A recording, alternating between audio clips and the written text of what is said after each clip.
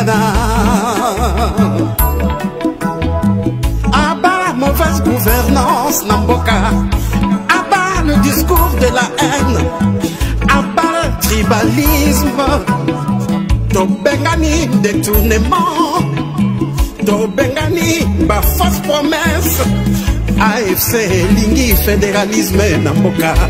AFC ils ont prêché unité Namboka. Biso nyoso loboko na loboko. To salela mboka na biso. To bongisa mboka bapangier. Lokumu ezongela Congolais, Congolais. Le président Bertrand Bissimois, le Corda, Nyanzimich, Moula, AFC, yeah, Lingomba na biso, Lingomba na biso, pas Congolais. Voilà, bonjour Topé, bonsoir, ça de pas du millier ou de l'endroit, beaucoup d'occasions, Yakolanda Biso en direct Awa, et Sikawapi, Topata Jaranabino, l'actualité Ndengeza ko évolué, la République Oyongana Otobengaka, moi j'aime toujours appeler à démocratiser du Congo, parce que la démocratie dans ce pays, Boyebi Yango, Ndenge et Salamaka, et Zana Bato Tolobaka, ceux qui bangonde basu problème, beaucoup moins la démocratie et Salamina Congo. Mais ceux qui ont bangote, ils ont bana ya bateau. Et bana ya babola, ya ba pauvres Congolais, on n'a pas le temps de s'occuper d'eux. Et c'est ce qui s'est passé avant-hier, le samedi, à dimanche, il y a le 5 et le 6 avril 2025, Mboule Betaki Makasi, Nakati ya capitale Kinshasa. Vous tous, nous avons vu cela, vécu cela, l'abandon total du gouvernement congolais envers la population congolaise. Alors, on va essayer de partager parce que tellement on a poussé un peu, on a mis la pression, les autorités de Kinshasa, en commençant par Tshisekedi lui-même, Bakendaki ko visiter Batoyo, Bazwaki ba problème. Il paraît ba loger bango na habite sur une stade municipal na Zoyoka ba loger ki bango wana le nombre là que nous voyons ba lobi ba za ko passer ba longoli bango bisika bazalaki ba loger bango wana et puis le gouvernement a cause bango en charge. On va en parler de ça. Et puis Tokolobela Corneille Nanga a outi ko lancer banque Kadeko Elingi Kolobani ni pourquoi basali yango bande konanga. Bon, il y a eu aussi réaction des opposants Katumbi Fayulu et puis les autres bameki ko responsabiliser régime de Tshisekedi face à ma drame où yozako continuer na kati ya RDC. Alors sans plus tarder, vous qui êtes avec moi ici, bananango eza mingi drame Oyo et Utikoleka lobby na katia capitale congolaise. Jusqu'à présent, l'État congolais n'a nous a pessibiso bilan effectivité. Yabato Oyo, on peut dire qu'ils ont perdu la vie. Nan tozu bilan effectivité, to éviter combien bazana bon to combien ou bien peut-être loba combien bazuba dégâts matériels ya makasi bandako ekei le komiso ekei et parmi eux bato basuba connaître peu ba perte de vies humaines baza combien bilan na nous ali établité mais normalement na bamboka oyo ezali na ba norme tout l'état déjà na ngonga oyo tozo banabino esengela ki tozala déjà na bilan provisoire fallait ki tozala déjà na bilan provisoire pour na toyeba Mboule beta qui samedi dimanche, le lotoza et lundi, l'État pour l'instant a identifié autant de personnes où il va connaître les dégâts matériels, l'État pouvait déjà donner, je dis provisoirement, l'effectif ya batoyo qu'on a perdu après dégâts au Salamaki, catastrophe, on peut dire naturelle, Yamboula au Salamaki na Congo. Samedi na dimanche, Yabutu. Mais boyebi l'État nabiso congolais, côté mususu bat babenga kabango l'État moyini. l'état moyini alingaka ba congolais te mais balingaka ba ressources ba naturelles eza na kata Congo. L'homme congolais ne les intéresse pas. Des fois moi je compare les autorités congolaises des fois aussi na mona banga lokola ba colon ba colonisateur o ba ki ko coloniser mboka wana ba sera ba koko même si bandaye ko mona na bango ba diamante mais bazalaki na ba kimia bazalaki na paix colon tangwaye colon pour intérêt na ye a tracer banzela a bongisi biloko po a évacuer ka ba matériel et bi marana mboka wana mais souci ya vie ya congolais et salaki pendate nde moni ba Lumumba ba salaki mama na lutte pour que tu obtenir indépendance. Après yango to yokoza sukoyo ba tcheli biso parce que c'est comme dans la Bible non bolobio non tolingi comment s'appelle roi ya Égypte te tolingi toza libéré au jour libération na Congo to komi indépendant banani bazo diriger biso bande kona biso moko banguna lisusu te mupaya te na kati on est dirigé par nous-mêmes congolais. Moutaza président asaki président Liboso Kasavubu des pères et des mères congolais. Premier ministre naye to ebisor naye après 1 mois et demi Lumumba et puis to yokozwa Désiré Mobutu des pères et des mères congolais abeti 32 ans de pouvoir na kata Zaïre Congo a pas transformé en Zaïre et comme le rôle a bien privé na ye na batu na ye ba diriger mboka wana 32 ans des pères et des mères et loko basali ya malunga na mboka pe e monana te toye kozwa Joseph Kabila bon torchelaka des pères et des mères pour makamba kozonga kala ba biloko bata IDPS ko benga o Kabila rwandais on en a pas besoin 18 ans Kabila diriger mboka des pères et des mères na ba congolais les sous-soupé en tout cas mboka pe et avancer nango penda pété allez toye kozwa sukoyo ki bobi Antoine Tshilombo Tshisekedi yende penda yo ko enfoncer penda donc balobake mutalinga kufa mutu apamba etikali bozomona neti mutazo dinda na maite azo dinda na mai siko ya yebi ko danger Tshisekedi yebi ko danger ayeko kuta ba congolais bazoko dinda na mai balingi ba kufa na mai lokola yebi ko danger eloko nini ayeko sala libulu mutu etikali boy Tshisekedi azo fino penda okota suna libulu wana malamu Tshisekedi ayeko fina ba congolais donc mutazo mela mai azomona ke mutalinga kufa Tshisekedi azo koti so suna kata mai kufa kambala moko n'est-ce pas ba congolais lelo eza pasi eza mawa oh mundele kolobo akenda atikela biso mboka wana biso moko toza ko diriger yango ndenge na uti ko tangela bino de Kasavubu buti le to yoko na Tshisekedi des pères et des mères congolais ba développer mboka 60 ans après Congo tozo tourner ka 40 mboka zo bouger te changement ezate ba pays mususu mike okena ba Ghana ezalaka musika na biso tala lelo Ghana ndenge koma okena ba Kenya ezalaka musika na biso tala lelo Kenya ndenge koma okei na ba Tanzania wana tala ndenge komi okena Rwanda awa tala Rwanda ndenge komi mais biso tozozonga kaka sima on n'arrive pas à comprendre toyebite nini zoleka oh mundele sakenda depuis 60 ans tozo tourner à rond siko yango moni na lobike tant on a ba dirigeant baza na kata Congo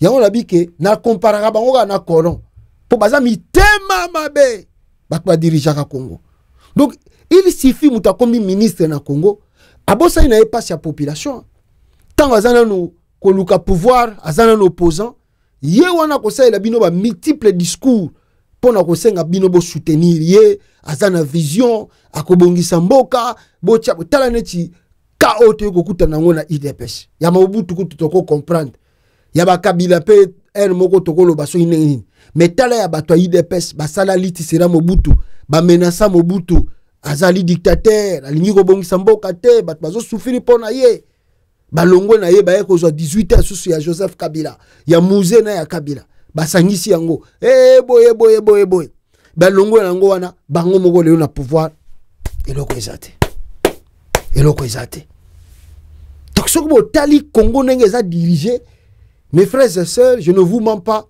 Donc Tali Nabi, c'est vrai, Mundele en gros baga Mundele, mais la monique bateau ba dirige Rabiso, bangonde ba véritable colonisateur Nabiso Siko. C'est vrai, net Tshisekedi daza comparable à un colon. À ça colon, parce que colon tant avec na Zaïre, na Congo à l'époque. Moussa Nezakini, azo yiba ba richesse à Congo, azo bongisa côté à Wuta, azo tonga bandaku na ye, akomi ko golata kitoko, mbongo to azo zwa na kati ya Congo. Bongo Tshisekedi tanga komi président. Qu'est-ce que Tshisekedi a fait? Asomi bandaku na Bruxelles, bisika Wuta, bisika bandako vanda. Asomi bandaku, asomi hotel, famine mobimba, asomi bandaku, asomi hotel, luxe, baketi na Qatar, Congo baboyi ko tonga. Congo baboyi ko soma bandaku. Congo baboyi ko sala biloko. Ba sombi tout batindi libanda. Na mbongo bazui wapi na kata Congo. O eza bizaleni. Ya ba colonisateur. Bizaleli Tshisekedi azo lakisa biso. Eza bizaleli ya ba colonisateur. Ye moko bongi na ye atie akei basaliye ba esthétique ba kitisie libumu, basaliye ba opération ba bendie libumu wana ezalaki sans forme, akomi na forme, akomi kolata ba veste, allez, asomi ba montre ba 500 000 €. Tandis que le peuple a souffert. Kaka bizaleli ya ba colonisateur. Na époque wana ba koko mpasi colonisateur kuta zo lia bien. Ba monde ba liaka na ba fourchette na ba mesa bino kuna ba so ba yokele yo ma ba boake lio mwa eloko bango baza kolia. Kasi bizaleli bato ba dirija biso bazana. Yango wana te. Bomona yango te tala bato baza ba député na ba ministre na Congo.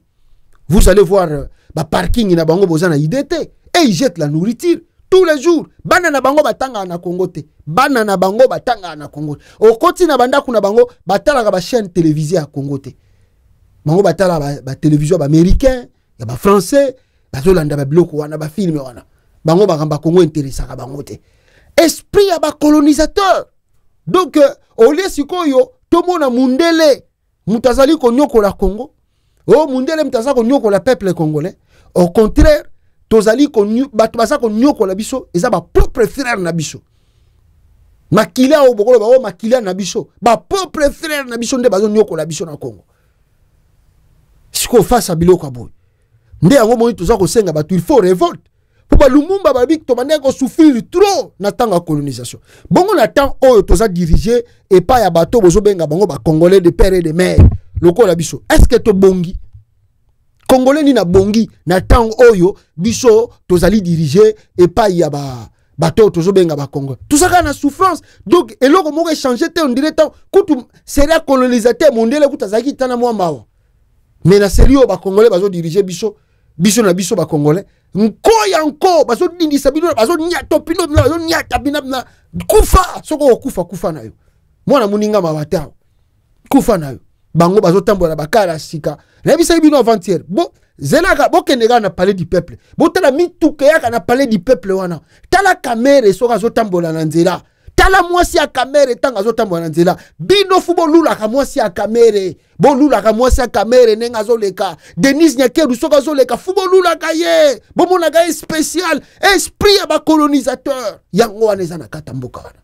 Yangwana. Donc ceux qui bino bongo ba congolais bo misali makasi te bo se libérer na molimo oyo eza na mboka wana mais boko zalaka dominer ndengwana boko zalaka dominer ndengwana donc mawa trop pas si tozolela bile yebanité batu combien bakufi to yebité etali bango pete bande ko ngai catastrophe oyo ezalaki lobi c'était grave je peux vous montrer quelques images ya oyo les gars qui lobi pour que bozala na connaissance na ngo momuke awa ngai nzambe congolais na ebite futo invoquer esprit nini pona eya ko la musabango na pongio bazali nango na ebite suivez l'image ici botala binomoko malheureusement image zo laksa bien te mais botala mbula ndenge sali badega za Congo Kinshasa awa toza na quartier entre Luza toza côté à Luza donc Kinshasa Congo Kinshasa kate makambo esami partout na Kinshasa nyonso Congo nyonso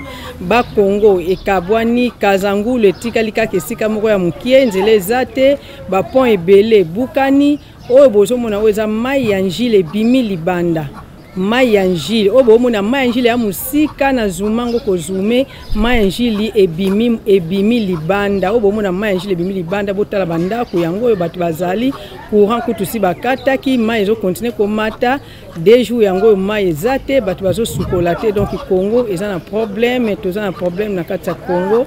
Donc l'air est grave, l'air est grave, l'air est grave. Kinshasa makambu. Lelo bokota kota bo s'abonner, bo s'abonner pa mami bio bo mona ba image belé lelo ya mai botala ndingi mai esali na Congo. Kinshasa bo mona yango nuance botala bandako yango. Bandako yango yo donc mai yango bo mona yango ndako étage yango na ba mai yango bo mona mai ezo mata. Mai ezo mata ezo ya ezo mata to yebite soki kokoma tina prince to yebite mai ewuti ba Congo bomoni mai ndenge ezo mata ezo ya. Voilà, mai ezo mata ezo koya. C'est comme ça que le fameux gouverneur ya Kinshasa soki nani wana akenda yiko visiter batoyo bazalaki victime ya ba inondation wana botala yene ngaza kotala ba. Gouverneur de la ville, Ayena Orborme Koufa. Gouverneur de la ville. Gouverneur Ayena Orborme Koufa.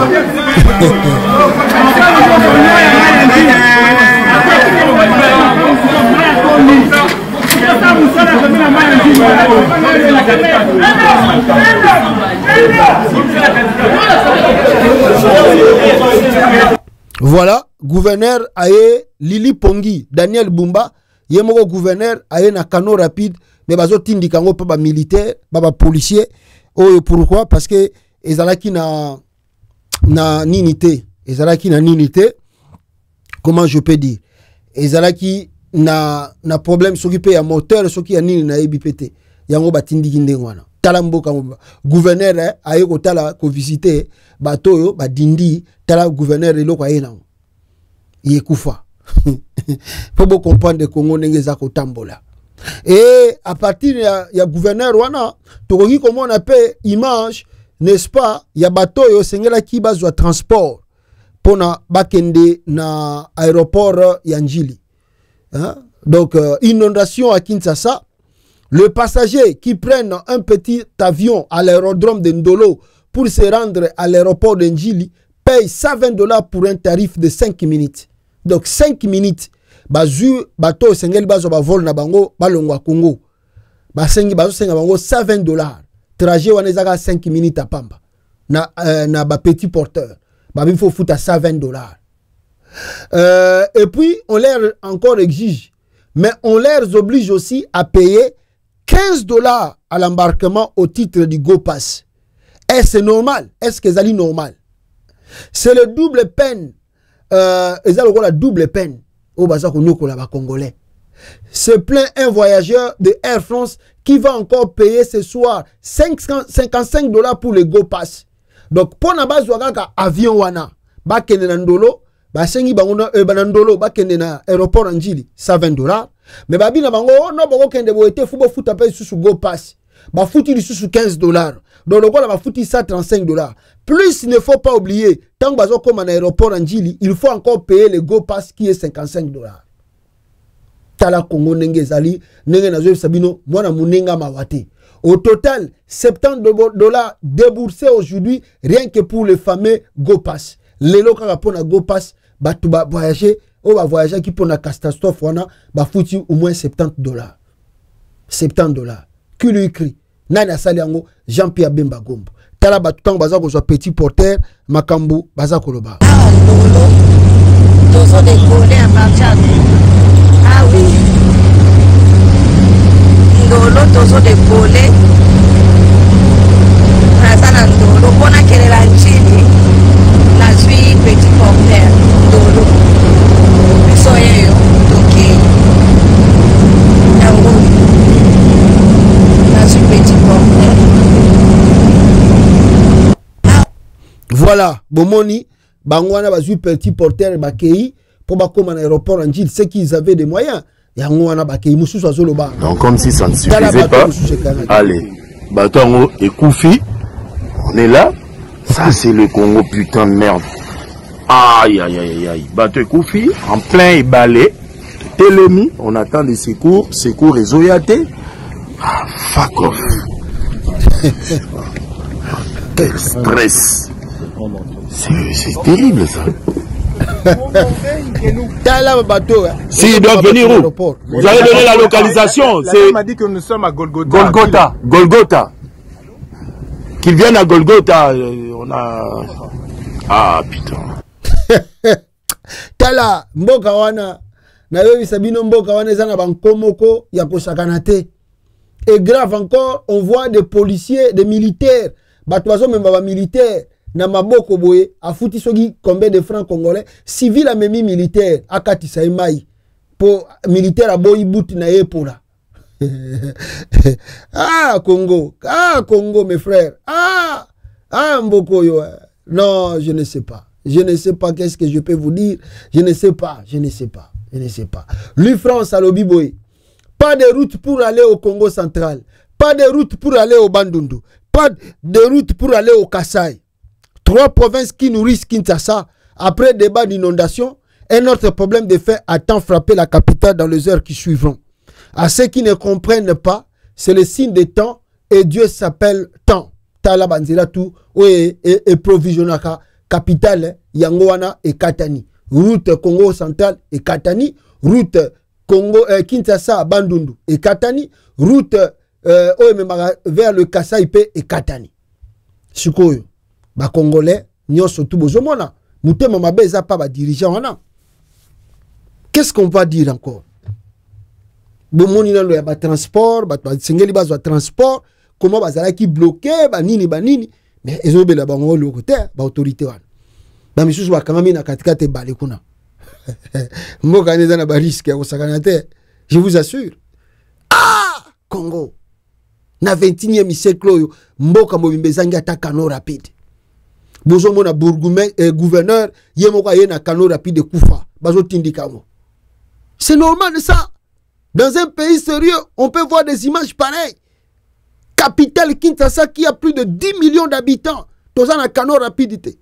Tozana hélicoptère te na kata capitale. Donc en cas d'urgence, nous sommes exposés. Vraiment. Non, c'est pas du tout normal. Ce n'est pas du tout normal. Makambo toujours mona na mboka wana, ce n'est pas du tout normal. Ah! Mbongo tout ezobi manaba kesa l'état basomba kano rapidité. Tisekedi na venturier tout fait. Ah bakeko ba pentiro bakene ko tiana ba bateau Égypte, ba bateau de pêche zo na Congo. Tilelo 2 ans après bateau de pêche comme à capitalité et comme à Congo te. On a à réhabiliter rien. Eza socialité. Parce que ndokinem taniga développer maté. Eza kindokeza na bateau ba dirige mboka. Wana bango moko baza bien. Basomba mituka cher. Basomba la ba député mituka. Donc on ekoki ko sala pour soulager population. Baza kunate. Talamai ekoti partout. Talamai ekoti partout. Nous sommes exposés au monde entier. Les lots dans le monde, il n'y a rien au Congo. Face à Mwambula Mukebeti, regardez comment Congo est salami. Tala Dengela Kisi, que Mboka a dirigé. Le pays n'est pas du tout dirigé, mes frères. Ah! Tolobate. Nzele katani koto. Suko awa Congo central nzele katani. Suko biloko ya kawana. Ego ya peut-être bocha mutema na train. Train mema. Bongo côté à Bandundu, bongo côté à Kasai. Suko pas si o bozana ngonanu ezo ko baksa malisusu. A très bientôt encore batu bako bogolia na mubeswa na Congo wana. Batu bako miliana. Ah! Non, c'est pas possible. Et la même pluie, mbula wana kaka obo uchi koyoka e betaki na Congo. Même mbula pe e uta eko beta na Kigali. Mbula pe beta ki na Kigali. Même jour, parce que bobi ke toza presque na ba climat moko na Rwanda. Même jour, mbula pe beta ki na Rwanda. Mais bota la Kigali. Même à Kigali, il y avait une forte pluie la nuit. Moule pe betaille makasi na Kigali. Regardez les résultats cet après-midi. Mais t'as le résultat, il y a Kigali, il y a Rwanda. T'as le résultat. On dirait Moule betité parce que tout est bien arrangé, bien propre. Moule beti na Kigali, mais le corps a bongi sa manzela. Oh, bisika ma il faut kende. Maï ba évacuer tout est qui na Kigali comme si Moule betité. Parce ils savent que le plan de la ville, faut élaborer. Au Congo, tout est désorganisé. Tout est désorganisé. Et c'est le pasteur de Tshisekedi, Mukuna, qui avait prophétisé même que Mboule Kobeta na Kigali Koboma Bato. C'est comme ici, Bato Bazinde Bayaka ko maudit RDC vraiment à solo. Boloka, Mukuna, comment il maudissait et il appelait la pluie et Boma Bato na Rwanda. Nicolas Congo démocratique. Bato baso pesa Rwanda makasi bazali. Kolo bamona makasi na yo. Aux éternels des armées. Mboka ya Rwanda bambule beta ba erosion salama ya makasi. Mboka ya Rwanda papa ba tremblement de terre salama. Ah! Banda kwenda. Mboka ya Rwanda tinda ba epidemie. Bakufa pulupulu. Banzoi baby melaka bango. Na samalo bimseki banyama ya zamba bazoli ya bala. Tala pasteur à Tshisekedi. Yango moni nzamba confondre bino. Siko Mboule beti na Kigali bango ba connaître ba sort bino ba connaître te. Tala makamba ba pasteur à Tshisekedi. Ba aventuriers, je vous dis tous les jours, ces pasteurs là ce sont des aventuriers, des véritables aventuriers. Ils gagnent leur argent derrière le dos de la population au nom de Dieu. Et l'onga Jésus ba kolie la ngombongo ba kokosaka ba tous les jours o nzamba lobi nzamba sali. Siko moni ma nzamba sali. Retour aux spéditeurs. O laquelle qui bango mabe tala siko o komeli Congo. Biloba loba. Bi priya. Yomoko grand écobiste mozo sala prière contre Rwanda. Omoni yango ndenge salmi siko. Poka Tshisekedi ndatika bino. Ba espina biso boyenabo ba kokanga yo mbala moko wana okezwa fimbo. Donc ce qui s'est passé au Congo c'est grave mes frères et on me signale, attends que je lis cela, on me signale que peuple congolais, comme toujours, les Congolais dédouanent leurs autorités politiques de leurs responsabilités. Les politiciens congolais sont de plus chanceux au monde.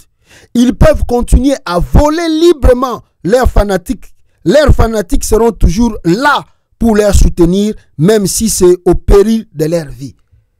Les politiciens congolais sont chanceux dans le monde. Même au péril de leur vie, les Congolais, misusu bakuganga kaka fachi beton, bakukumisa kaka. Mais na moni misusu awa na ndanu, ministre provincial akenda kuna, il paraît population kanda, il paraît balandier, balingi ba beta ekutu na ndanu kuna. Balingi ba beta etala, bakimisi ko kimisa population bazaki na kanda pour bazomona solution malunge zate. Regardez.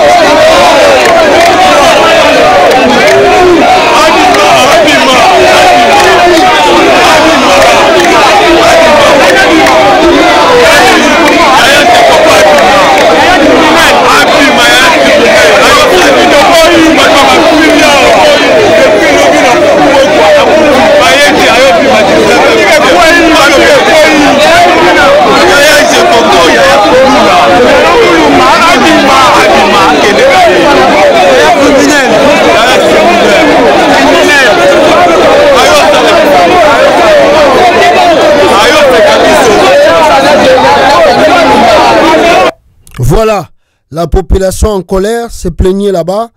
Se plaignait là-bas sur ce qui vient de se passer. Kuna pona makambo bango bandagi kokana et salama et salamité, et la population était en colère contre les autorités congolaises de Bengani Bango. Alors ce que je vous lisais ici, il faut que les Congolais se prennent en charge pour que baye bakeno mboka ana ezali mboka na bango. Ils peuvent pas laisser quelques individus bazwa bango na otage et puis bango baza ko nyokama bango baza ko tambola na ba luxe local simi bazali ba prince à New York. Les catastrophes naturelles existent partout dans le monde, mais sous d'autres cieux, on se bat pour réduire au maximum les pertes en vies humaines, construit des infrastructures solides et organise des services de secours efficaces. Nabamboka mususu tozali catastrophe toboite kokiko salama, mais l'État azali obligé ya koyeba comment venir en secours très rapidement de la population nabango. Mais ce n'est pas le cas au Congo. Le peuple meurt sans même avoir la possibilité de composer un numéro d'urgence pour lui venir au secours. Population Zokokufa, atteint numéro à secours exaté. Atteint numéro à secours exaté. Pour contourner le tout, l'argent qui disparaît chaque année dans la caisse de l'État, cet argent ici, de multiples détournements des projets sociaux et de développement du pays, aurait dû aider réellement la population à limiter les dégâts. Mais hélas, certains Congolais attribuent l'irresponsabilité de leurs politiciens aux catastrophes naturelles voulues par Dieu, alors même qu'ailleurs, il y a des phénomènes plus violents que ceux que nous voyons en RDC, mais les services de l'État sont là pour secourir la population. Honte à ce peuple meurtri, mais qui dédouane les autorités politiques de leurs responsabilités. Honte à vous, le marche pillé, le sacrifice, les sacrifiés, peut-être je dirais, des politiciens. Finalement, vous méritez de mourir de cette façon. Parce que c'est étonnant, les Congolais bozo côté la susubato à Tshisekedi. Pendant wakati sa Kinshasa Brazzaville c'est $25 na canot rapide. Kinshasa pour quitter Ndolo et arriver à l'aéroport de Njilo à $50, $120, $120. Mutema mabe pas ya bemba. Et ça qui mutema mabe. Traverser canot rapide à Okata Brazzaville, Kinshasa, c'est $25. 5 minutes d'aéroport en Ndolo, ça $20. Tarakindokio, ils ont dirigé Mboka. Et comme il y a un business,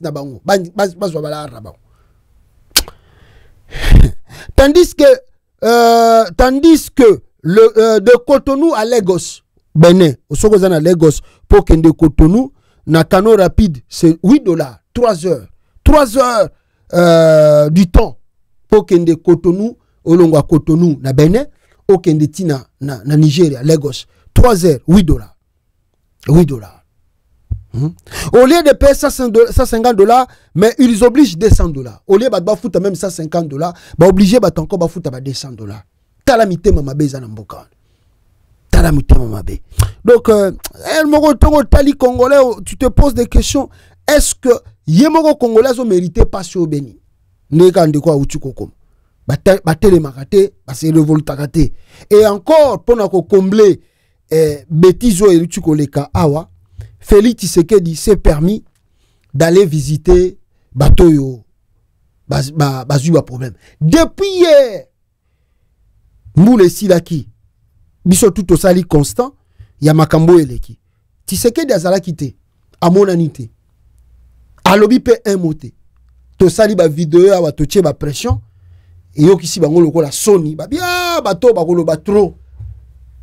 Tango bat bakufa ki na Bukavu loko les alaki biso moko to tinda ki ba kamikaze bacha bombe boma kone nanga et simba kite to sala ki message à mes condoléances awe sali na Kinshasa so itolobi te to ko bima fo mbala moko qu'est-ce qu'ils ont fait babio président Foloba ke rolobela wapi. Catastrophe et salami samedi na dimanche. Tshisekedi à mon anité. Moi si na mon anité. Judith Tsumunja premier ministre na mon anité. Car Daniel Bumbadi ake tambola. Judith Tsumunja na bisa ibino lobité. Yaza bourgeoise. Judith Tsumunja yako tambola na ba potopoto wana anyata mai.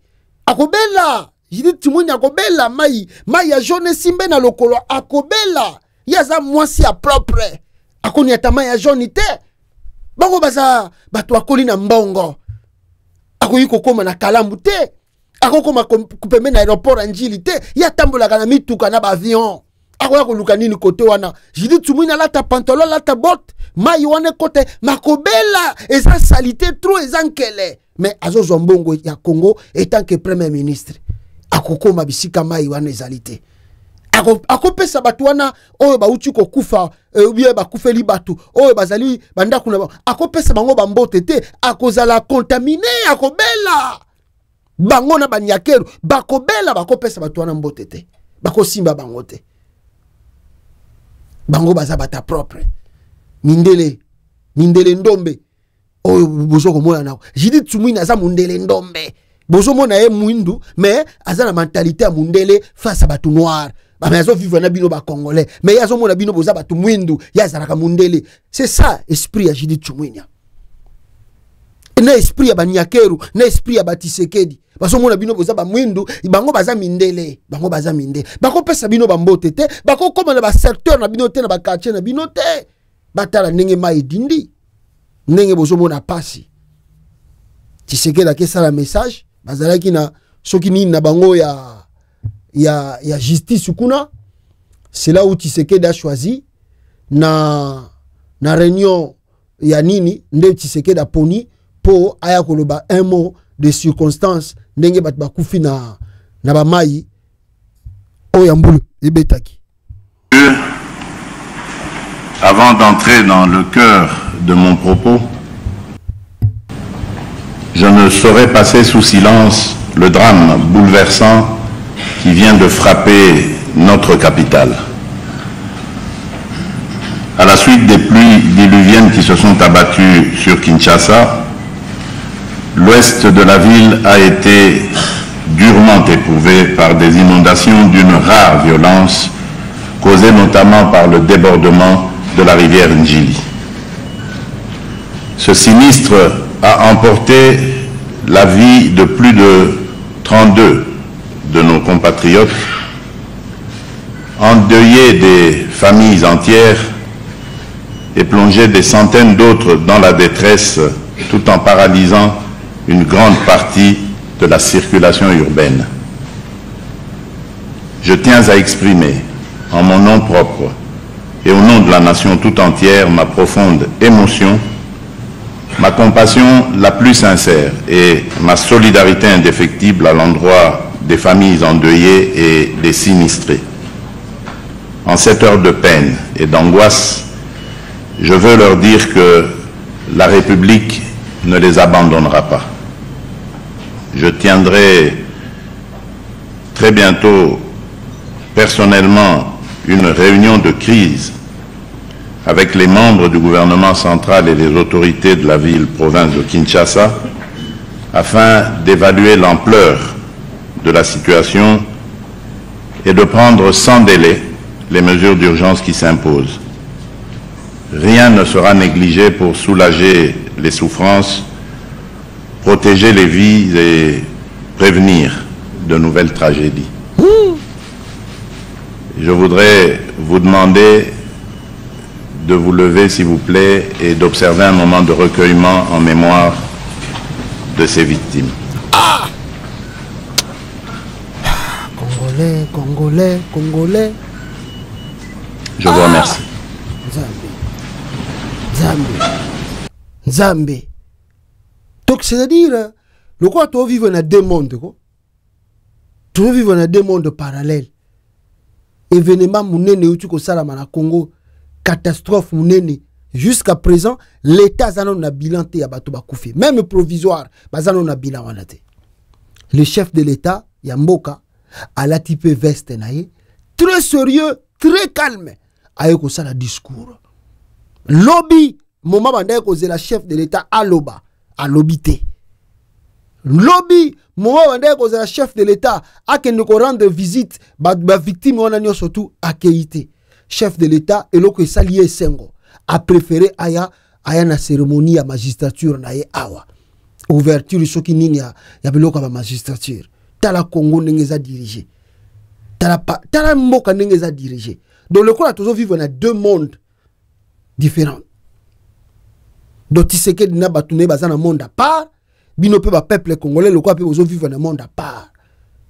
Donc Makambeleki na kata capitale, chef de l'État inquiété était depuis hier. Inquiété était. A télémité, abimité, accueilli peut qu'on rendre bango visite.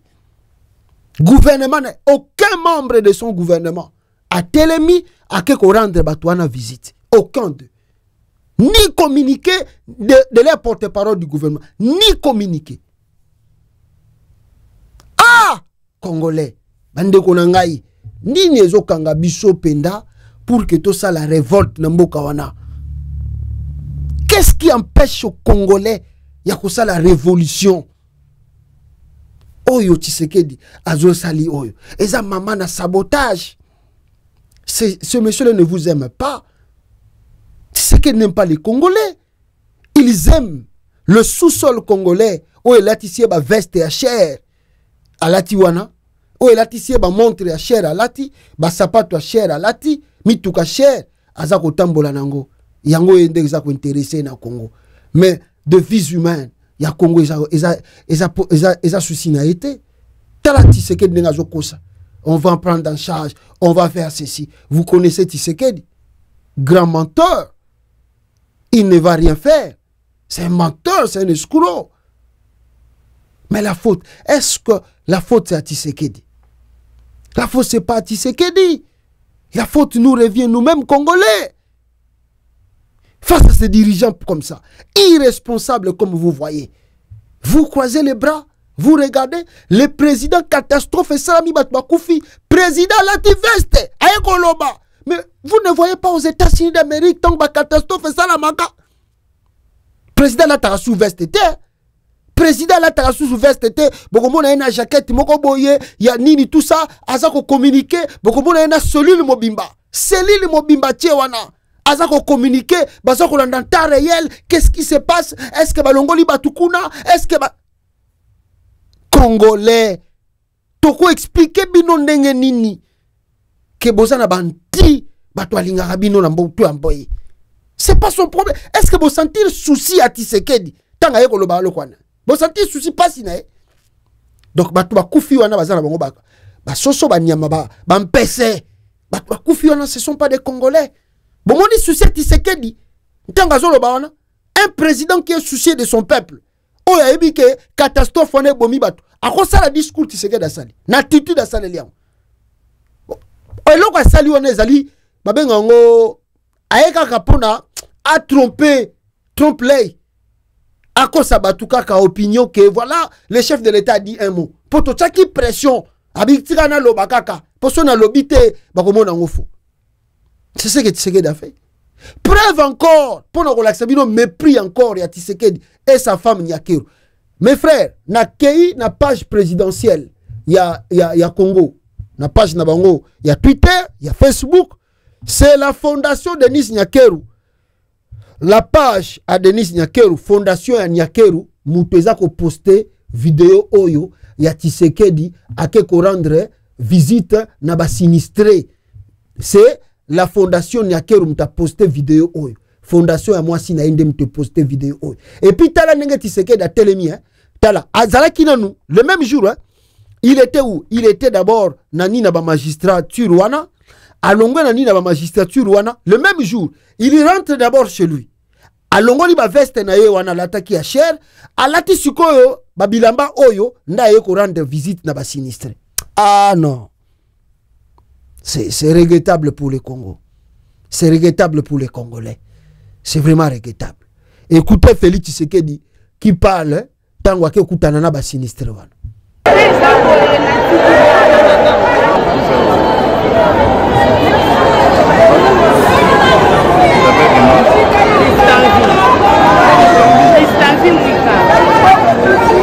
Donc, c'est la ville à Kinshasa, je crois que nous allons à nous coordonner la bino, sous sa prière,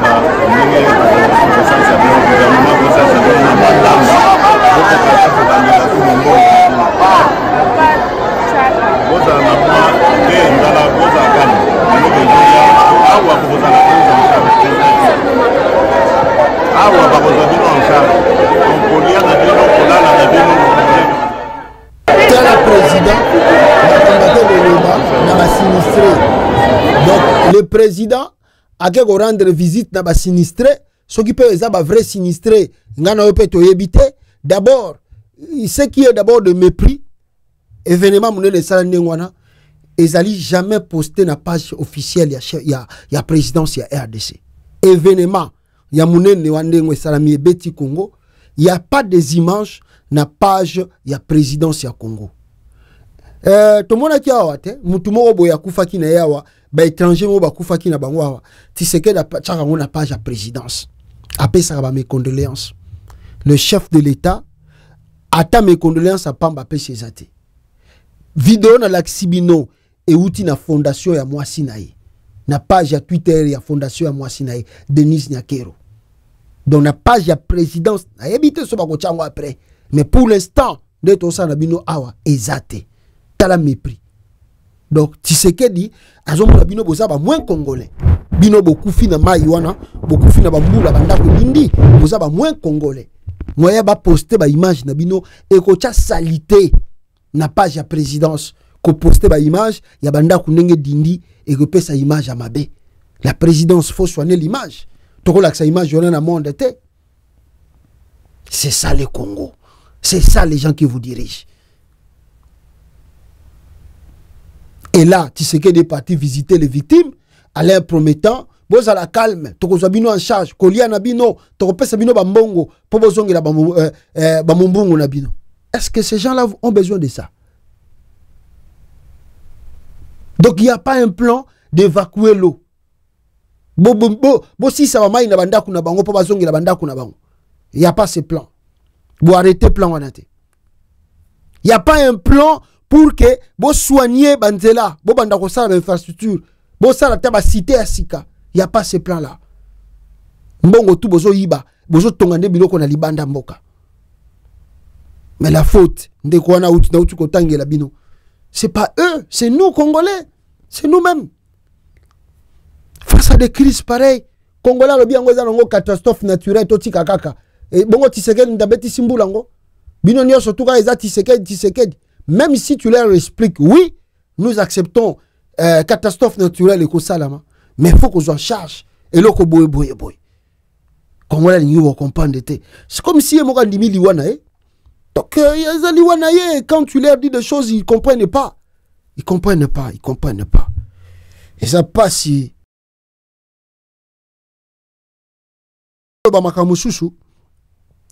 Nalingi nanuna lo makambo ya este ya Congo. Bisika obo uchikoyoka Corneille Nanga a lancé banque. Bazobe ngona kombo ya Kadeko. Nanga salaki message avant lancement ya banque wana. Nanga lobby AFCM 23, nous avons mis en place un plan de relance financière avec un programme d'urgence de reprise de services bancaires dans les zones libérées. Ce programme procède notamment par la publication dès ce jour de l'acte portant création de l'autorité de régulation du secteur économique, financier et des assurances dans des zones sous contrôle de l'Alliance Fleuve Congo. Cet organe va faire office de la Banque centrale. Corneille Nanga Uchikoloba. Yangoana. Alors, Bogomona, activité tout, Oyo Bango Basali, na ouverture ya banque wana awa. Attendez, na l'Axabino, Yango. Vous allez excuser parce qu'il y avait un peu le bruit de la musique.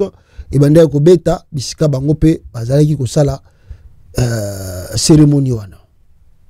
Abonnés des sites sur cette magazine, bienvenue encore dans cette nouvelle actualité de ce lundi.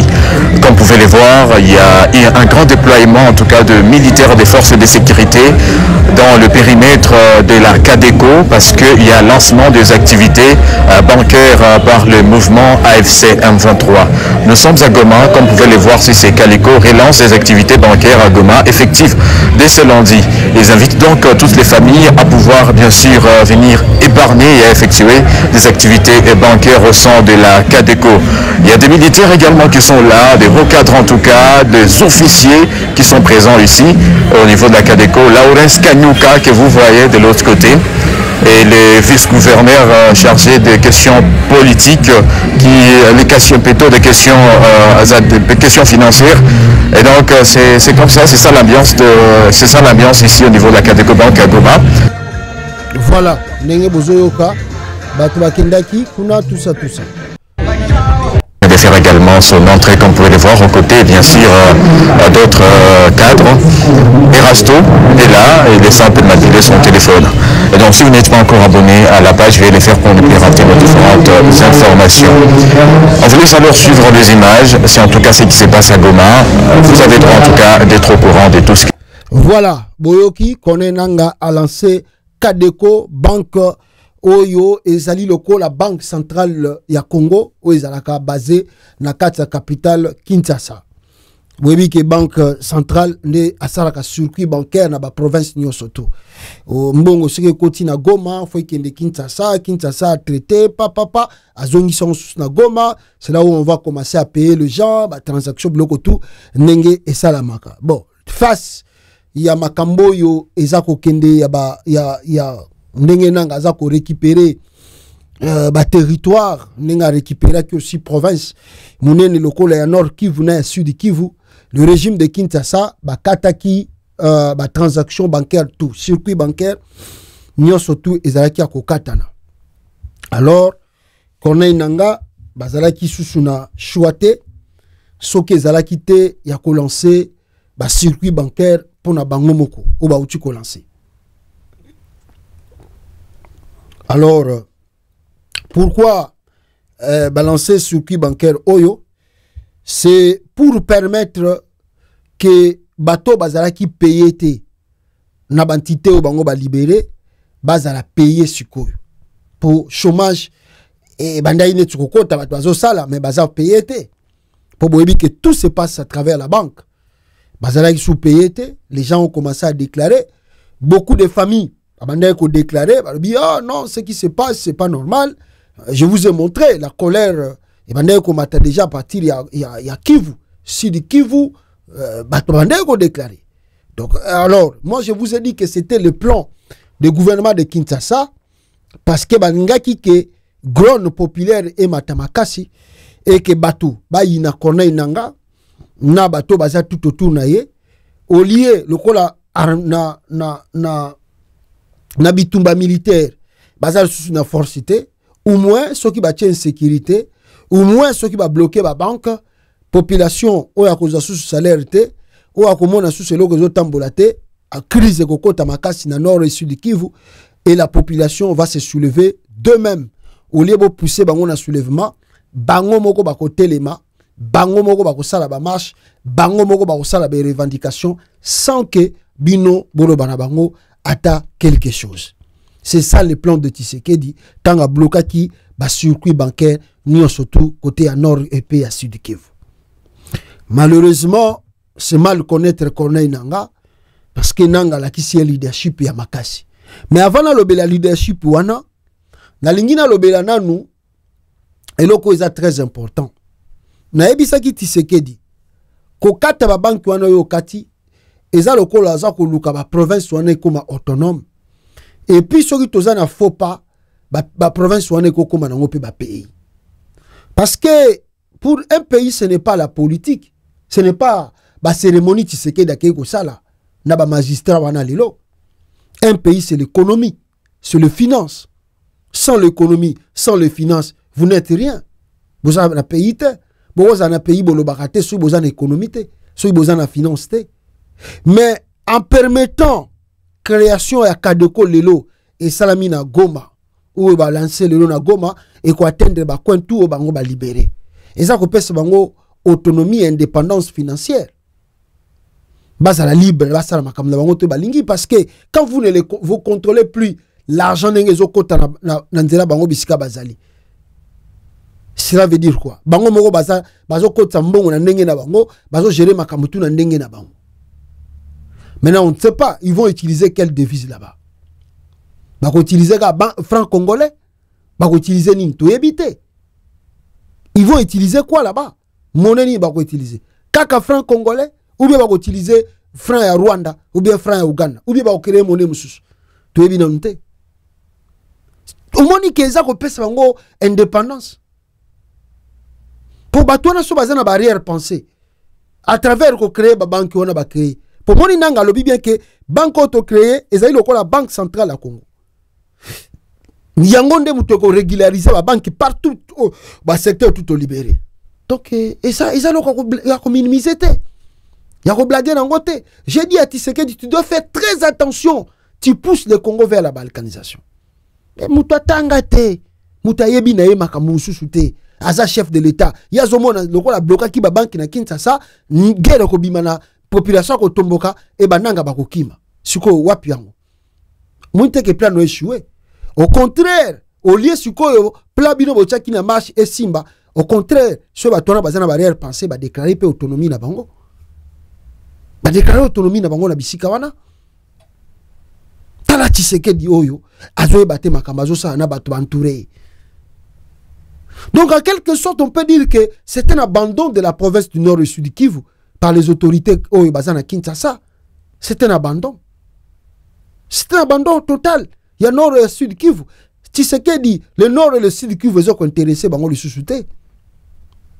Parce que ce que c'est qui priorité à Tshisekedi, le Nord et le Sud Kivu, et ça qui priorité à Félix Tshisekedi. Aroye ko tika te ti nanga komana point ya ko créer banque.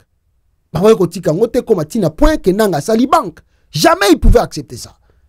Oui, nanga zu province, ça va, mais qu'est-ce qu'on peut faire plus vite que possible? To koma ki na Seria Kabila. Goma pe zala ki occupé na Seria Kabila. Mais qu'est-ce que Kabila avait fait le plus vite que possible pour to koma na makambo to komi na ngotelelo? Qu'est-ce que Kabila avait fait? Mais Tshisekedi, c'est comme si les loto kolo ndenge nazo lo bahako nord siri ki voza susu nini susi na bangote so bosa pays na bino bosa na bino d'ailleurs ba bimisa ki même ba document wa bazo bake à partir de lelo ba tutu bazana bazono bazo ils ont occupé pa ya nanga faut futa ba taxe lokola ba pays étranger. Donc Tshisekedi il toloba en quelque sorte azo considérer le nord et le sud Kivu comme un pays comme un pays étranger. Ceux qui peuvent avoir ça, bino, bosala, botika ngaya wa kotoyo, ngana changer constitution. Donc ce bino bo créer pays, na bino bo créer pour batunaye ya ba fatigué ba lobakango tout le temps. Ba fatigué Tshisekedi ba lobango tout le temps. Oh ba choisir boza ba traître, bino nde bozo sa boy. Allez, so ipe bo kata kuna bo fanda kuna botika biso. C'est ça. Tokolo bandengwana. Parce qu'on ne sent pas les soucis de Tshisekedi d'aller ou de négocier pour que Mboke zonga na bomoko et zonga na unité. Jusqu'à permettre que Batouana bassa la banque. Mais là-bas, au nord et au sud Kivu, ce sont des provinces riches. Qui vous dit que le nord Kivu est pauvre? Qui vous dit que le sud Kivu est pauvre? Mais il y a les richesses. Il y a les richesses, il y a des coltans, il y a l'or, il y a manganèse, tout là-bas. Dans le nord et le sud Kivu. Ce sont des provinces riches. Mais si ko tonga bazo teka siko babilo kwana babandi ko bongisa babandi ko tonga so bazana ba ida mabe e ko komani so boyoka nité na ba négociation na bango so ba moni ke ba ko koma Kinshasa te ba ko sani ba déclarer pays pe kuna ba fali na bango tala Tshisekedi est incompétent. Kabila, pourquoi tu nous as fait ça? Pourquoi Kabila tu nous as fait ça? Ah! Non, c'est pas possible. Ah, wakutu naza kwa prendre que Justin Bitakwira a yibi mbongo, a yibi 5 millions ya ba wazalendo. L'ancien ministre Justin Bitakwira est au cœur d'une vive polémique après avoir été accusé par le groupe de Wazalendo d'avoir détourné une somme de 5 millions de dollars américains, fonds débloqués par le président de la République pour soutenir ce groupe armé engagé dans la lutte contre le M23. D'après une lettre rendue publique par le groupe d'autodéfense Kibalo Kietu, Bitakwira Pito n'aurait distribué que 1400 dollars sur le montant total reçu. Ils n'ont pas sipé Mawatro. Ah, Congo, Congo. Ils n'ont pas sipé Mawatro. Yemoko Tshisekedi awa. J'en prends que Aouti Kosala Nini. Attendez, avant qu'on a zonge na mamusu à Tshisekedi awa. Nala Sabino Lisusu Nanga mutazwa ki parole pour na koyebisa ba Congolais planini oyo ba yenango pour na Kadeko banko yo ba uti ko créer na Goma lelo. Suivez la vidéo ya Corneille Nanga awa bandeko nanga. Mais aussi des redevabilités. ouvrez vos comptes, lancez et relancez vos activités, rêvez à nouveau. Car cette banque, c'est la vôtre. C'est la banque du peuple. C'est la banque de tous citoyens. C'est la banque de tous les Congolais. C'est la banque qui montre notre ambition de commencer désormais le développement du Congo à partir de la base. Vive la CADECO. Vive l'Alliance Fleuve Congo AFCM 23. Vive un Congo libre, debout et maître de son destin. Que Dieu bénisse la République démocratique du Congo. Et je vous remercie.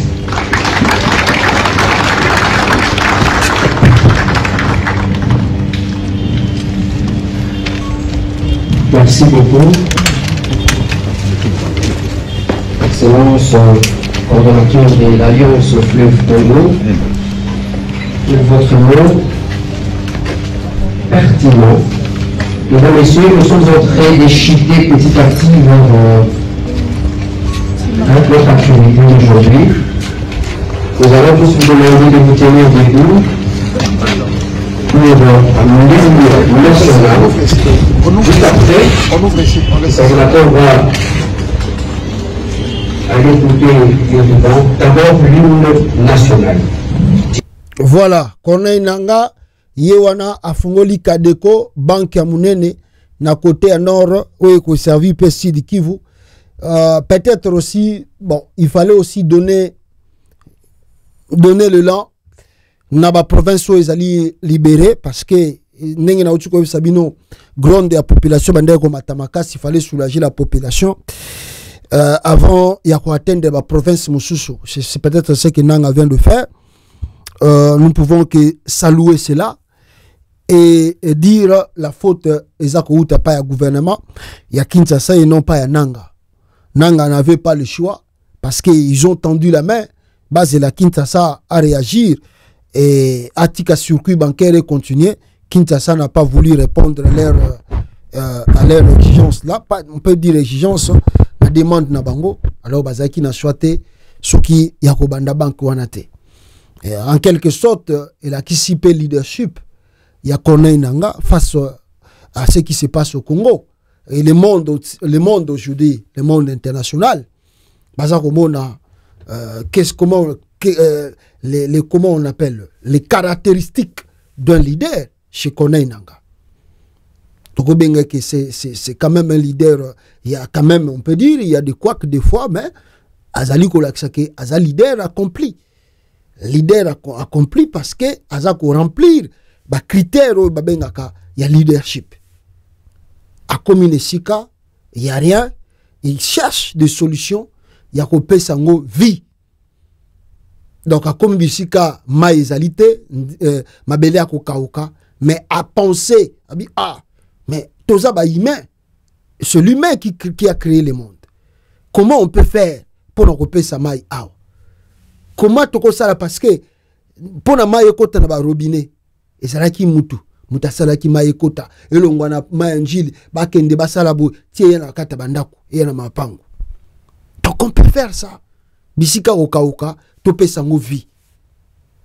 Malgré que Kinshasa pensait que Basili nanga kozala coincé nanga démontrer à Tshisekedi que oza petiao oza mesquin Félix Tshisekedi oza mukiao oyebe le côté ni dans la politique ni dans la vie sociale oza le côté preuve ngo poso bochaki Tshisekedi na Goma ndenge ba biloko to ezalaki bloqué Tshisekedi n'allait pas s'en sortir alors bandira kutwa metala nanga bolobaki keza bisika kokauka mais toujours démontrer bino que bisika oyo ezako koma bisika moko paisible ezako koma bisika moko abondant oyo bato bako vivre pe esengo.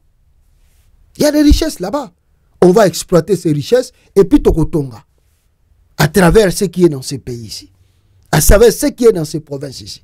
On va faire quelque chose. Et ça, leadership à louer, à féliciter.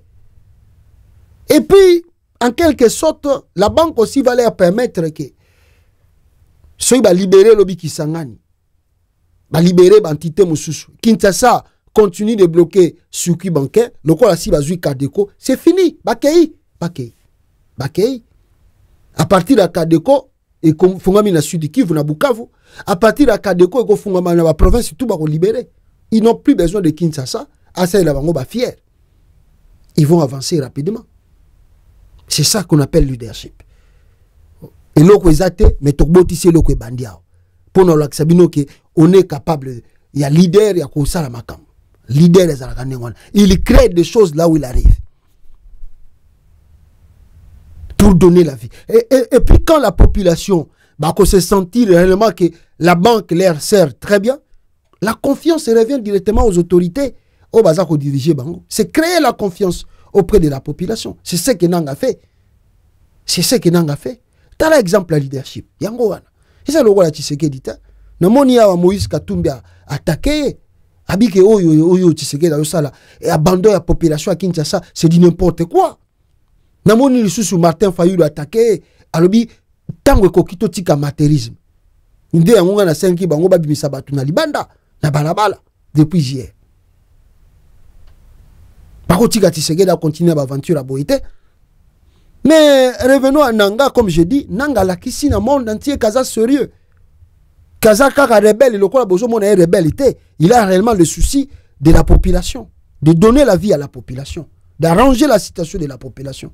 Il n'est pas comme Tshisekedi, Nanga na osu kotangi la bino, Bitakou la ibi 5 millions à Bawazalendo. Banda boyoki Nanga zo tambola, bozo ka déjà scandale financier na batunaye. Bosi boyoki scandale kuna. Tala kota Tshisekedi na moni de pero mutakoma isusa tutaki loko moko ya muyibi ya batati Tshisekedi lisusu ba uti ko yiba Dani Topeka Bongo o azali soki vice sénat président ya sénat assistant soki assistant le chef de file de Miyibi qui pille mon pays à ses côtés un de ses lieutenants le frappeur Topeka Bongo son ami et questeur du Sénat Topeka Bongo marie sa fille au mois de septembre prochain au Canada. Alors, mes caméras viennent de consulter le budget de mariage. J'en tremble. Donc, nazo lenga. Budget à mariage, moi, na Topeka Bongo, akobala, na Canada. Comme cadeau de mariage, Topeka Bongo s'apprête à acheter une maison de $800,000 à sa fille au Canada. Topeka Bongo, linga so mandako près de $1 million na Canada pour na mariage. Cadeau à moi, nanaï. C'est son bras droit est Félix Tshisekedi. Yeyo, bango mibale. Bras droit, naï. L'homme qui fait ces transferts d'argent, il y a un transfert, il y a Tshisekedi, Topeka Bongo. Un certain Jean-Claude Moussassa qui est chargé de cet achat. Jean-Claude Moussassa, il y a un qui nous sommes pour un cadeau, il y a un Topeka Bongo, ou à na Canada. Congolais Bodinda, Etali, Bamiyibi Oyote.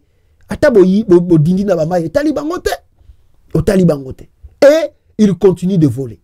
Etali Bangote. Atabodindi na Bama. Etali Bangote. Mais je vous dis, depuis que Nangazo dit, boyoki ba scandale à boy. Mutalinga yiba $800,000 à Kenya na Canada. Tango webi sa ba Congolais, babi oza jaloux. Tango webi si ba Congolais oza jaloux.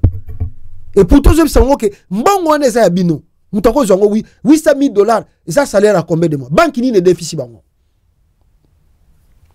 Bateki ba minere, ba zumbongo, bakena bango. Congolais ko lobalo côté, Congolais ko bimate. Boyoka susu kone inanga. Message à Tindeli Jean-Pierre Bemba. Révolution ya lelo ezali révolution constitutionnelle. Eza ya miyibite. Eza ya bambalimate lokola rébellion ya MLC. Tango akomaka na Bunya, oyebi ndenge ayibaka population kuna na kombo ya Angenga. Tango ake na Centrafrique, abuki banque centrale ya bato. Yango mutu wana akota na boloko ya CPI.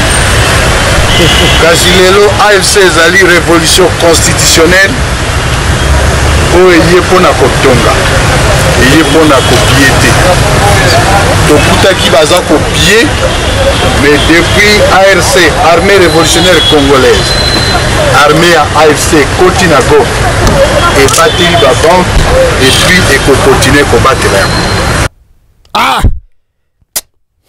Nanga yaka papa, ça tout comme Kinshasa yaka papa yaka. Yaka, moi je vous dis que Congo wana ata makambo ezoleka na kini oyo eza kobetela Moïse Katumbi tolo te, mais Katumbi ne peut pas faire de bêtises de Tshisekedi. Katumbi te bato balobaka pona koloba Katumbi ne peut pas faire de bêtises de Tshisekedi. Makambo tout Tshisekedi Katumbi akosala ngote, Martin Fayulu akosala ngote, ba bêtises au Tshisekedi akosala bakosala ngote.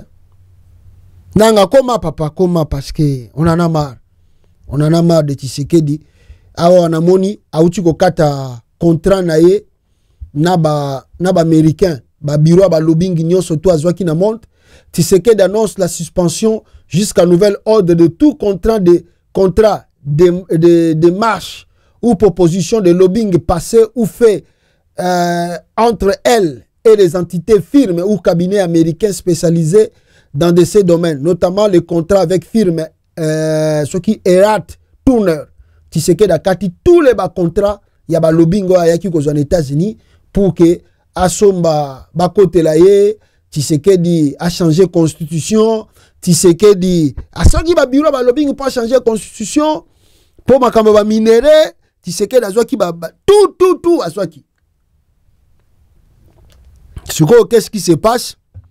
Na ebité ceux qui bazali dessus ba moni ke ba firme wana réponse bango bande ko zela nya ba firme wana bazui yangote kande zu bango ba bia to kataka ba contrat ngo poto bebi simbongo na biso pamba de millions de dollars dépensés na ba firme wana bazui yango récompensité siko ba moni ke mbongo ezo kende pe fo futa ba twana abito kataka contrat ngo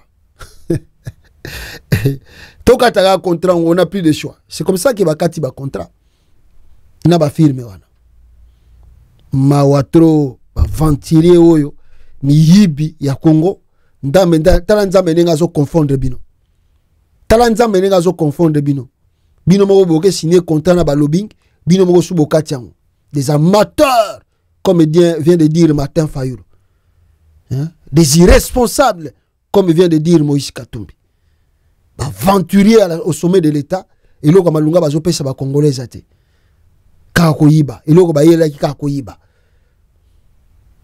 mais ngana lo baki lobby depuis lobby awa ngaku na no pousser nde ba Katumbi ba bimisa bato na ba Fayulu hein ba bimisa bato na balabala hein tala lobby awa tala ba tweet Tshisekedi tanga za ki opposant na 2017 le tweet de Félix Tshisekedi quand il fit à l'opposition. Je crois que nous devons appliquer ces paroles maintenant.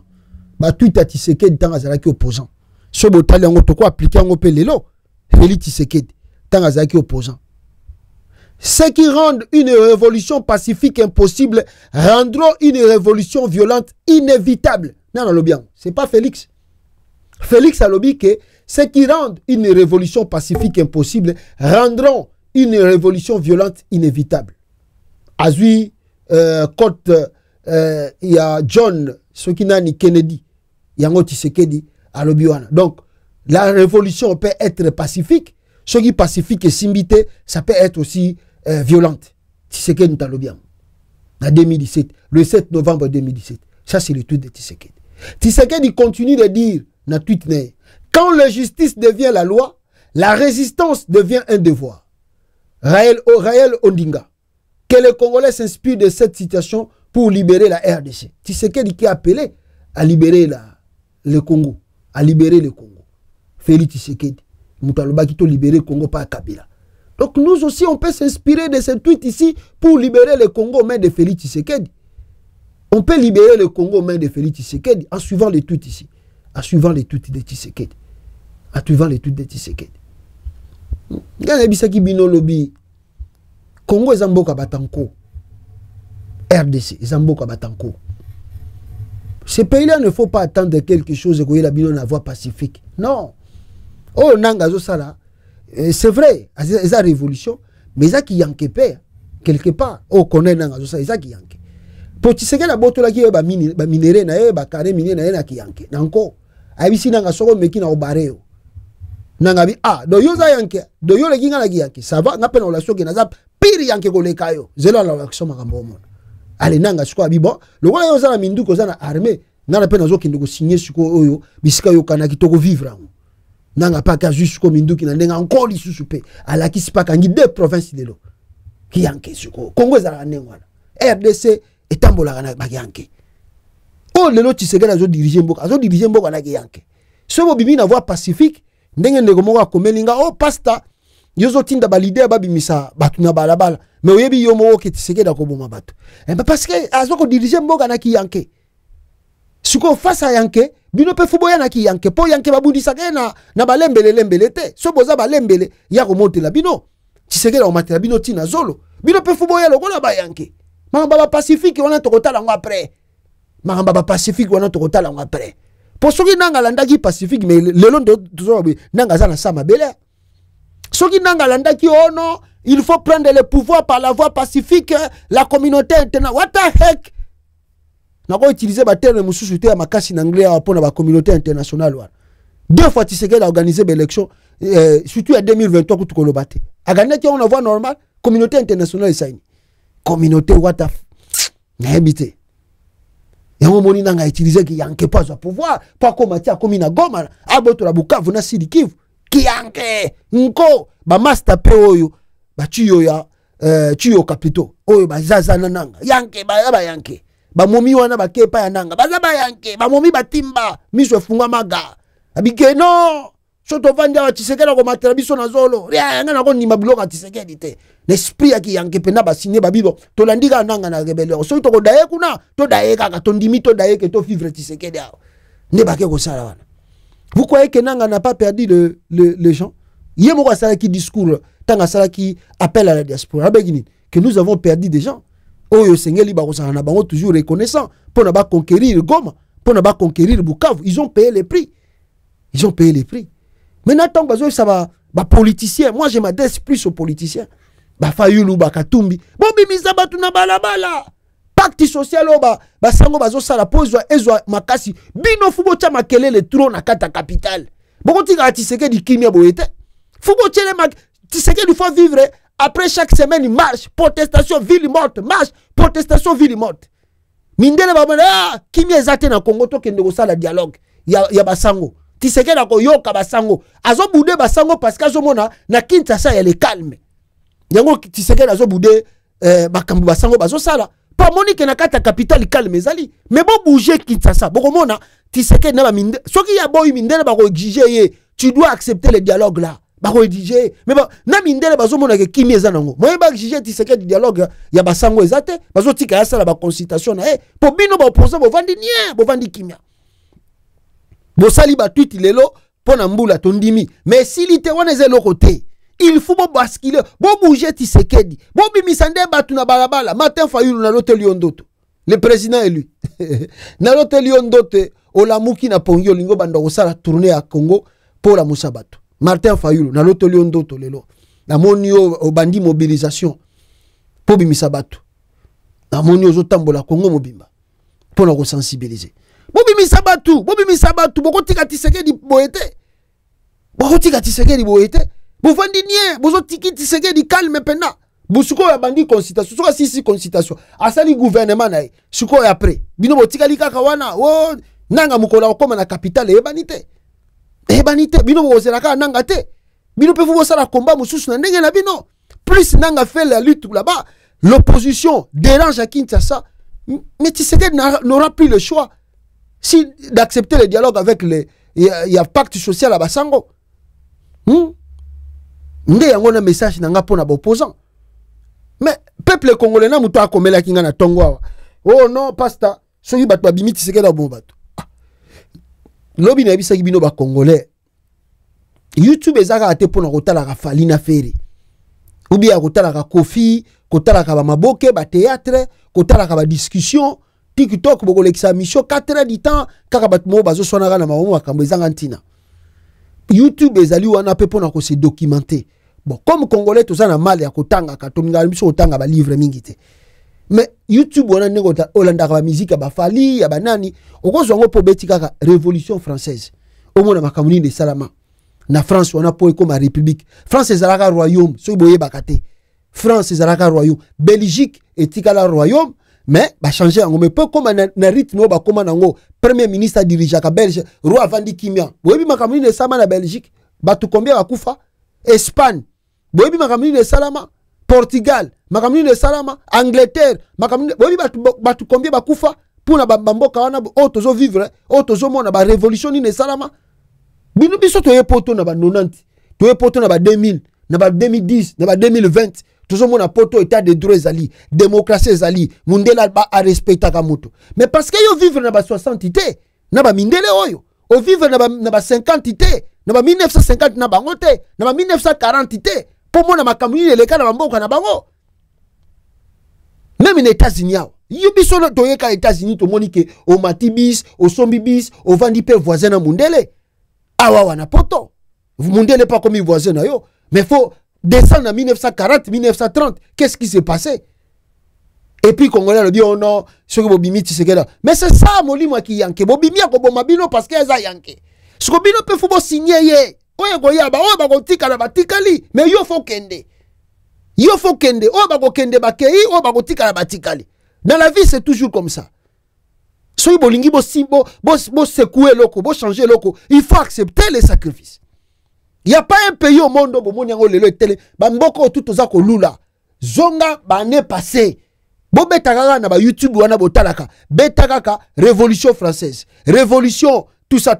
Beta, okotala bitumba salama na bamboko batu bakufa. Peuple, ce n'est pas même l'armée. Peuple, la révolution peuple à ça pour que le loba koma que non, respecter mutu, respecter droit de l'homme. Oh le lozo bete la tolo. O sala yango forte. So babino sala yango na mboka na yo, oh Tshisekedi akoboma bat. Donc Tshisekedi akotika la bino Congo na cadeau. Non. Yemo ko lobi yango soit pacifiquement, botiki biso mboka za libérer, mais so bolingi libération pacifique. On applique quoi? La révolution violente. Tshisekedi talobi yango. Ah. Congolais lingi tout ba pesa kaye mane utaka na lole kitelier aye kozwa kaka aye kozwa na ofele. Oh bimiti Tshisekedi. Mais qu'est-ce que tu vas faire? Yoka ici aux États-Unis awa nyoso tout eza cadeau. Ba américain pour ba koma lelo boy tout eza ki cadeau. Bango pe ba boma ba. Lisez les archives. YouTube ezaka po na fali pour pater na fere. Boko taka botala ka ba révolution salama na bamboka oyo. Nous sommes colonisés par nos propres frères. Et ils vivent comme dans le paradis. Ils vivent le roi de la France.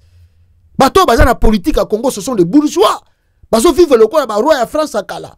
Baliaka bien. Baboka biloko. Bino bozo sanga même lipa kolia. Ba yebi. Félix a yebi. Que bino. Ba kwem sous na Congo. Lipa ba liete lelo. Ba lali banzala. Et tali bangote. Bazana ko la roi. Mais mundela boma yango. Mundela sala tout. Que peuple a kozanga tout ma kozanga eloko koliate. A kozanga eloko koliate. Aboma yango. Mais au Congo ti lelo tozana passe eloko kolia. Mais bat bazana na bazo diriger mboka bazo boka biloko kolia. Et bino bozo tala bango bozo betela ngo maboko. Et puis vous dites que non, ce tobimi ba bomba biso. Mais vous êtes des morts vivants. Ba Congolais ba vivara na bozo tambola mais bozo ba morts vivants. Et bembe banga sola kopola. Et bembe e banga sola kopola. Pour que bossa la révolution, bozo banga, toko kufa, mais si bon kufa, tu n'as pas de travail, tu n'as rien. Botambo la bozo mimona batu, mais boza déjà ba cadavre. Moi na no surtout a outil poto, sora kiti Congo. Bobino de bobenga bango ba orgueillé. Bobenga batu a outa ka poto ba orgueillé. Oh boza ba orgueillé, mutaso aye poto a outi a comme changer. Non, azo bona vie bozo vivre, mutako vivre yango te. Mais yo so vivre yango de. Vous êtes des morts vivants. Et bien, on doit changer le Congo, de gré ou de force.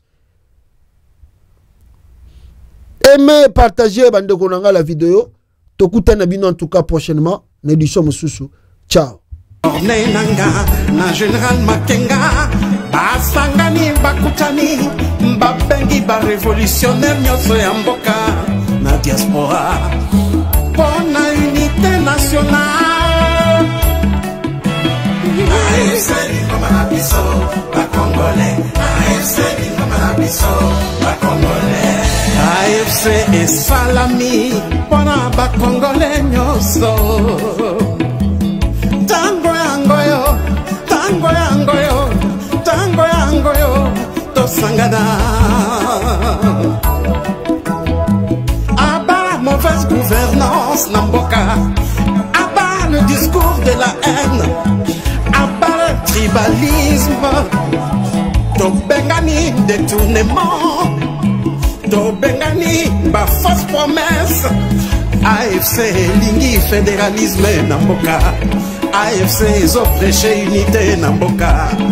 Biso nyonso loboko na loboko, tosalela mboka na biso, tobongisa mboka bapangiere, lokumu ezongela congolais, congolais. Le président Bertrand Bissimois, le Corda, Mianzevich, Mouroula, AFC, yeah, Lingomba